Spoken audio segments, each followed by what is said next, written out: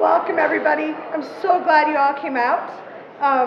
We are delighted to have Dossie Easton in the area. I read her book 3 times, and I think I've highlighted all of it.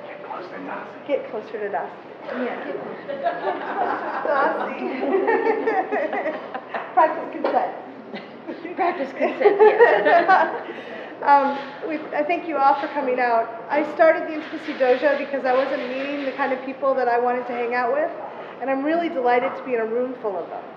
Thank you. And today we have Reid Mihalko, who's going to be our MC tonight, and if you've never seen him before, be prepared to be entertained. He's a complete goofball. No, I'm not. Yes, he is. Oh, stop it. Pretend I'm not here. Pretend you're not there. We do have some door prizes tonight, but we're also raffling off some of the items the sponsors sent to go to Carol Queen's Center for Sex and Culture in California. So if you'd like raffle tickets, we'll be raffling them off at the end of the Q&A. They're $1 a piece, $10 from shoulder to fingertip, $20 from nipple to floor. You can choose who gets to measure on. Could you just demonstrate the nipple to floor thing? We can see your nipples already, Reid. We can understand it. I think they're going in, yeah. So that's what $20 gets you. And we have fabulous, fabulous prizes. Yeah, lots of great prizes. So if you want to, it's for a good cause too. So make sure to let us know. And with that, I'd really love to welcome Reid Mihalko, sex geek, and thank you. Ladies and gentlemen, Cathy Martulli, big round of applause. Woo! So come back here for a minute. We're gonna get between us. So I want to acknowledge Cathy because Cathy and I have known each other for how many years now? 2.5. 2.5. And Cathy was struggling to find like community, sex positive community in Dallas, and so Cathy started the Intimacy Dojo as kind of a way for people to kind of see the flare up in the sky of like, help me, sex positive people, find me, but also as kind of a gateway drug for people who are curious, about sexuality and intimacy and kind of dabbling, but didn't have to like dive feet first into the dungeon, as their first outing. So I just want to thank you for running cuddle parties and doing all the things that you do. And this event would not be happening if it wasn't for Cathy. So thank you again. Big round of applause.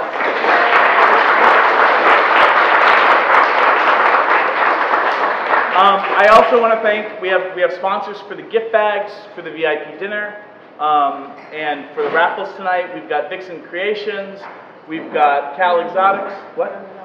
Oh, Beyond Vanilla. Sorry, guys. Oh, can we just have a big round of applause for Beyond Vanilla? Let's start there. Because if it wasn't for you all, you wouldn't be here. For us to just snatch you for an evening. It's kind of like an abduction scene. Oh, really? Yeah, exactly. Consensual kidnapping. So I just want to thank our sponsors, Cal Exotics, Vixen Creations, Love Honey and Sliquid, WeVive, and then Aneros. Did I forget anybody for our gift bags? Wet Lube. Scandal from Cal Exotics. These are the things we'll be raffling off, and what was really fun about that is when I went to Cathy's house, she had all these boxes in her kitchen, or actually in her dining room. She had I looked at it, I was like, holy shit, there's like $2 or $3 grand worth of sex toys here. Which for me as a sex geek, I was like, this is awesome. That'd be like if you loved drugs and you walked in, there was like, a pile of cocaine on the dining room table. You'd be like, this is great. And for me, cocaine is dildos. That's all I have to say. And I just want to say thank you all for coming tonight, and I want to introduce you to a very good friend of mine, one of my heroes, my sex ed heroes. I remember reading The Ethical Slut and how that gave me permission. When you were but a wee boy. When I was but a wee lad. But it gave me permission to think differently in a way that my mom and dad, who were in their own way sex positive, didn't know how to give me the permission I needed because they were sex positive, but not that sex positive. So how many of you have read The Ethical Slut? Wow.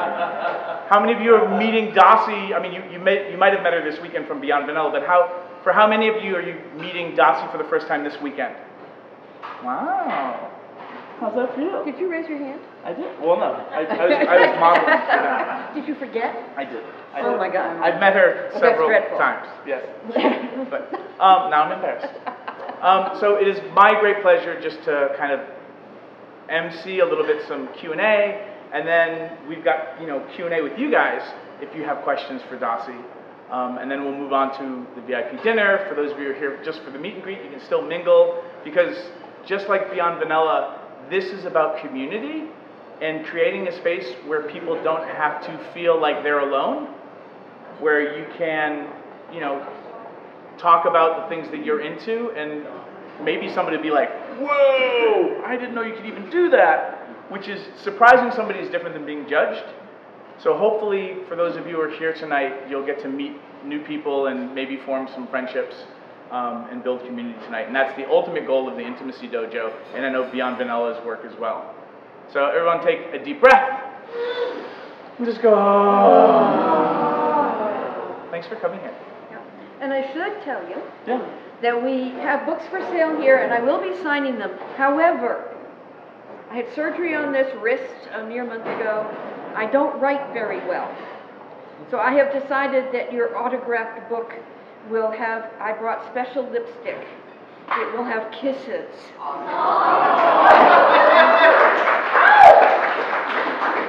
I have a whole other thing about lips going on in a book, and that's going to cost me extra, isn't it? Yep, Yeah, it'll cost me extra. So why don't we just start off with, how many of you are meeting Dossie and not really knowing who Dossie is? Or a friend dragged you and you're like, I don't know why I'm here. Okay. Okay. So welcome. Do you want to give us a little bit of how you became who you are, your X-Men origin myth? Actually, I was educated in a young ladies' prep school in Massachusetts, and I graduated in 1961, and they tried to turn me into a serious version of a young lady, a proper young lady, and they failed. And all I really wanted to do, I wanted to do two things back then. I consider myself an active sex radical since 1961.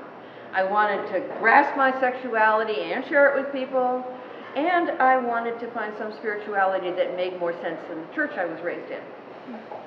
So to that end, I started on, I don't know how I did it when I was a teenager at the beginning of the 60s. It was kind of a hostile environment. But somehow I felt, other people thought I was crazy, and I just thought, why shouldn't I be able to have sex with a whole lot of people? Why shouldn't I be able to explore different kinds of sex? Why should I not be able to have sex with women? Why should I not be able to see God? The whole thing seemed to make a lot of sense to me. I didn't see any reason why not, my explorations. And so I spent a very long time kind of stumbling around in the territory because there wasn't anyone who could really teach me. But I learned a lot. And I didn't, as I sometimes say, learn it. It was things you could not learn in libraries. I learned a lot about how people work, about how sex works, about how I work. And I sort of freed myself from the background I grew up in. Many years later, I found community with San Francisco Sex Information and became a formally trained sex educator, went back to school, got my degrees, went to grad school, got my license, raised a kid, all this stuff. I have been consciously non-monogamous since 1969. A decision I made on a fabulous acid trip in which I believe I took 1,000 micrograms. You asked? No, I love that. It's I'm not even gonna, it's the acid thing. It's hilarious. And life has kind of been really good. It set me on a path. The path of feminism was part of this. I wanted to own myself. I didn't want to take a role as somebody's wife. I wanted to be Dossie. I wanted to do what, I mean, I didn't know I was going to get here. I am amazed that I got here. Because I expected all along that there would be no culture whatsoever for me to be in. And the next thing you know, I'm a licensed therapist and I'm writing books and everybody likes me. Like, wow, what a concept. And people don't even think I'm crazy anymore. At least, I don't think you all do. What, when you thought like, okay, so, you know, I want to make love to men, make love to women, I want not to be conventional, like, do you remember when that started? Like, were you just somebody who at 9 years old were like, I like everybody, genitalia, all of it?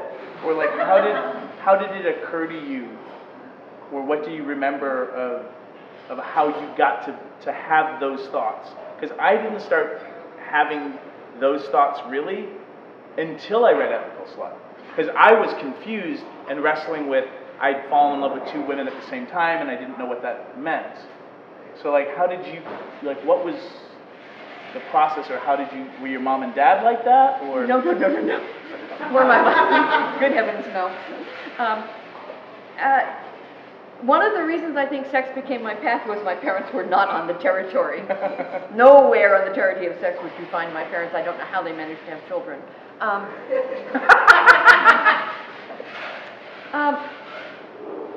There was this weird kind of dissociation because I did what I did, and philosophically I could find no argument against doing what I did.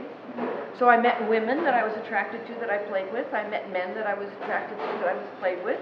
I met queer people. I met trans people. I played with all of them. And it didn't seem unnatural to me, if this makes sense. Kinsey once said the only unnatural act is one that cannot be performed. And so even though I believed at the time, at the beginning of that, I believed that I would grow up and settle down at some point, right? And then I would get married and get a house in the suburbs and, you know, all that. Actually, I do have a house in the suburbs. I bought it myself. But that turned out never to happen, and but I was blessed with the opportunity to have a child and raise her, and she is still my dearest friend. And it's been a good trip. I couldn't have predicted at the beginning, because I was just this nutty hippie chick, you know, out there playing around the world. And but somehow or another, I couldn't leave that path. Driven isn't the right word for it, because it just felt like every time someone said you shouldn't do this, it was someone else saying you shouldn't do this, and I was saying, why not? And was that more of a sign of the times that you grew up in, or was it you were just a rebel no matter what? Well, you have to understand the 50s was unbelievably rigid. I mean, I could look like this, and somebody could see me looking like this and not saying anything and deciding that I couldn't have a job as a secretary. And trust me, there were no jobs besides secretary. There was a very limited, constricted world that came out of Pleasantville in the 50s. It was incredibly constricted, and there was just basically no room in it for me. So I made some more room. And my heroes were the other people who had made room. Edison, St. Vincent Millay, E.E. Cummings. There were some amazing people out there that were my heroes who lived very unusual lives.